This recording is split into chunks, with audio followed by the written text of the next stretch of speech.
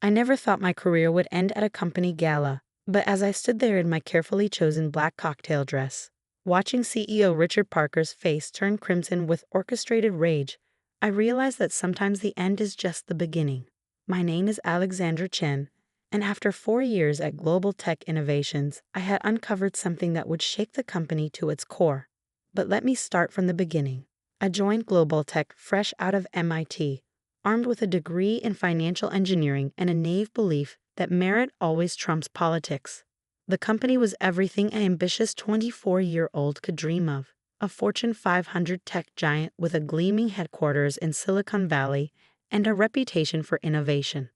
My first 3 years were a blur of 60-hour weeks, complex financial models, and gradual promotions.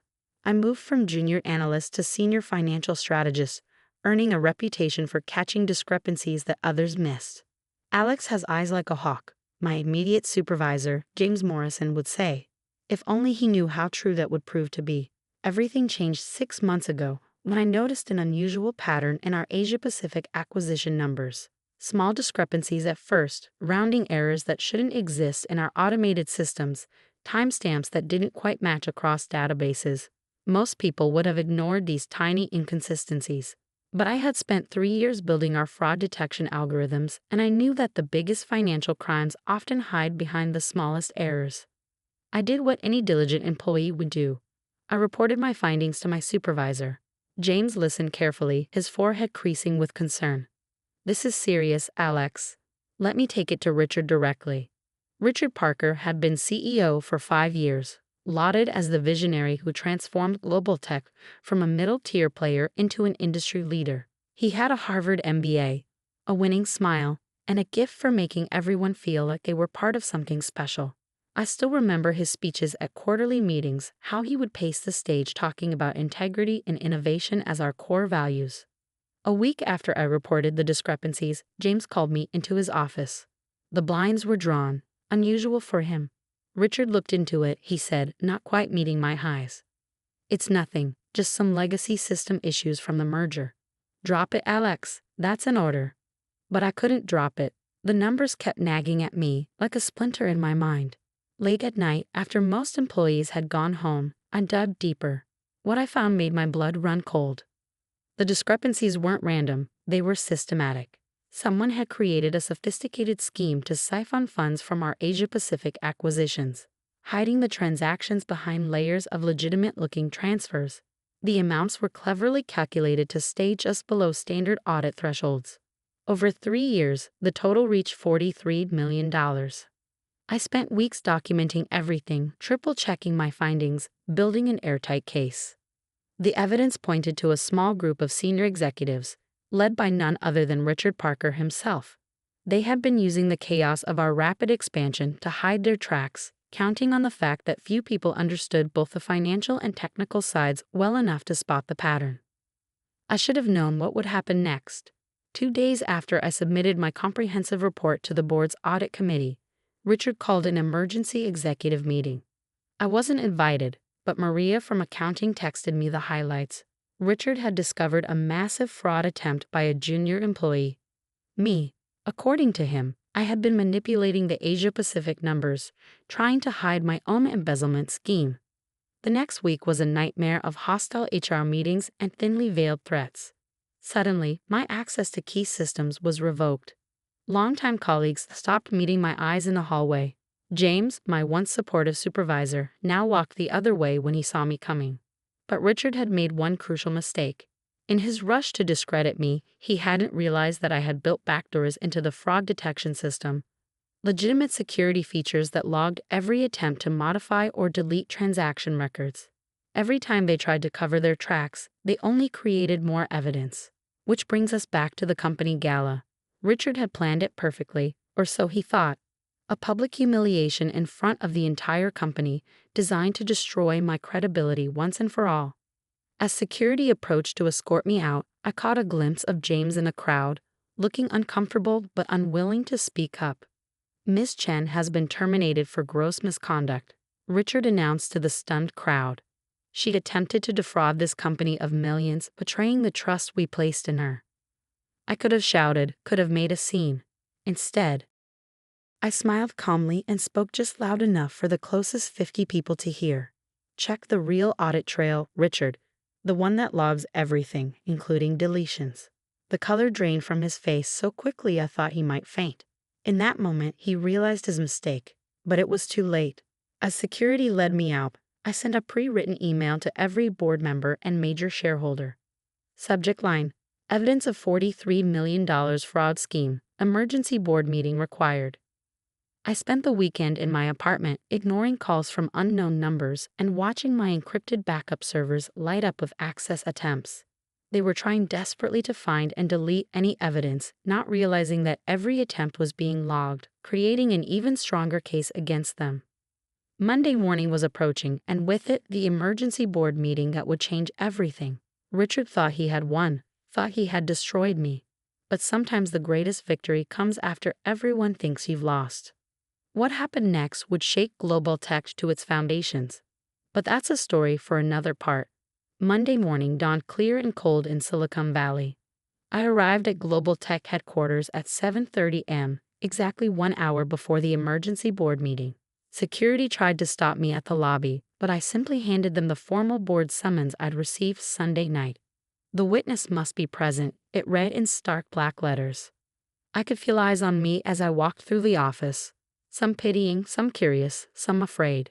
The whispers followed me like shadows. There goes the fraud, the embezzler, the disgraced analyst. I kept my head high, clutching my laptop bag containing everything I needed to bring down a corrupt CEO. The boardroom was on the top floor, all glass and chrome with a view of the bay. By 8:15, the room was filling up. Board members in expensive suits, senior executives trying to hide their nervousness, Richard's personal lawyer whispering urgently in his ear. James Morrison, my former supervisor, sat in a corner, looking like he aged 10 years over the weekend. At 8:25, Richard walked in, his usual confident smile firmly in place. He barely glanced at me as he took his seat at the head of the table. Poor Richard, he still thought he was in control. Let's address this ridiculous situation quickly, Richard began, shuffling his papers importantly. Ms. Chen has made some outrageous accusations. Actually, interrupted Margaret Wu, the head of the board's audit committee. We'll begin with Ms. Chen's presentation. She nodded at me. Please proceed. I connected my laptop to the display system, feeling Richard's glare burning into me. The room fell silent as I pulled up my first slide. 3 years ago, I began, my voice steady. Global Tech implemented a new fraud detection system that I helped design. What many people don't know is that this system includes an immutable audit log. Every transaction, every modification, every deletion attempt is recorded in a secure blockchain that cannot be altered. I clicked to the next slide, showing a complex web of transactions. This is the official record of our Asia-Pacific acquisitions. Another click, and this is what's really happening behind the scenes. For the next 45 minutes, I laid out everything. The fake subsidiaries created to facilitate the fraud. The cleverly disguised transfers that siphoned money into private accounts. The systematic deletion of evidence that had, ironically, only created more proof of wrongdoing. Impossible, Richard interrupted, but his face had lost its color. These records were cleared. I mean, they were checked. They were legitimate. Checked by your team, Richard? I asked quietly. The same team that's been helping you steal $43 million over the past 3 years. The room erupted in chaos. Board members were shouting questions. Richard's lawyer was frantically scribbling notes. James Morrison looked like he was about to be sick. You can't prove any of this, Richard snarled, desperation creeping into his voice. That's when I played my trump card. Actually, I said, pulling up a new window. Every time someone tried to delete evidence, the system created an encrypted backup. Would you like to see the log of deletion attempts from this weekend? It's quite interesting. Dozens of attempts, all from executive-level accounts, trying desperately to erase the trail. I turned to Margaret Wu. I've prepared copies of all documentation, including the blockchain audit logs, for the board and relevant authorities. You'll find them impossible to alter or delete. I designed them that way. Richard jumped to his feet. This is absurd. She's just a junior analyst. You can't possibly. Former MIT prodigy in financial engineering, Margaret cut in, reading from a file. Created our current fraud detection system, multiple patents in blockchain security. Tell me, Richard, did you even read her personnel file before trying to frame her? The next few hours passed in a blur. Security escorted Richard and 3 other executives from the building. The FBI arrived shortly after. Apparently, Margaret had alerted them days ago after first receiving my evidence. James Morrison resigned on the spot, though I later learned he agreed to testify against Richard in exchange for leniency. By evening, the story had hit the financial news. Global Tech stock took an initial hit, but the board's swift action in removing the corrupt elements helped stabilize things. Margaret Wu personally offered me a new position, Chief of Financial Security, reporting directly to the board. I accepted, with conditions. First, a complete overhaul of our compliance systems. Second, protection for whistleblowers. And third, a commitment to promote based on merit, not politics. 6 months later, Global Tech is stronger than ever. Our new transparency initiatives have become industry standard. Richard and his co-conspirators are awaiting trial, facing decades in prison. The $43 million has been traced and recovered. Sometimes I think about that company gala, about Richard's smug face as he tried to destroy me. He never understood that in trying to erase me, he only proved why I was dangerous to him. He thought power came from titles and connections. I knew it came from understanding the systems that run our world and building better ones. Last week, I gave a keynote speech at MIT's graduation ceremony. My topic? Integrity in the Age of Digital Finance. The students were particularly interested in my story, but I emphasized that it wasn't about revenge. It was about building systems that make it harder for people to abuse power. James Morrison sent me an email recently, an apology for not standing up sooner. I haven't replied yet. Some bridges, once broken, take time to rebuild. As for me, I'm where I always wanted to be, doing what I do best, catching people who think they're too smart to get caught. My team jokes that I have a sixth sense for fraud, but it's simpler than that. I just never forgot what my father, a small-town accountant, always told me: numbers don't lie, Alex, people do. Every morning, I walk into my new corner office, look out at the bay, and smile. Richard's old office is now a cybersecurity command center. It's a reminder that sometimes the best revenge isn't about destroying your enemies. It's about building something better from the ruins of their mistakes. The fraud detection system that caught Richard?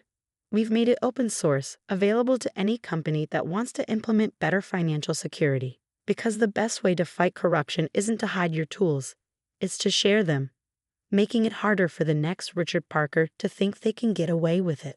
They say success is the best revenge. I disagree. Success isn't about revenge at all. It's about creating systems so robust that people like Richard never get the chance to abuse them in the first place. As I write this from my office, watching the sun set over Silicon Valley, I think about all the other Alexandra Chens out there, young, idealistic, facing their own Richard Parkers. My advice to them: keep building, keep documenting, keep believing in the power of truth encoded in elegant systems, because sometimes the quiet ones, the ones they underestimate, are the ones who change everything. Enter Richard, sitting in his cell awaiting trial. Thanks for teaching me the most valuable lesson of all. Integrity, backed by unbreakable code, will always win in the end.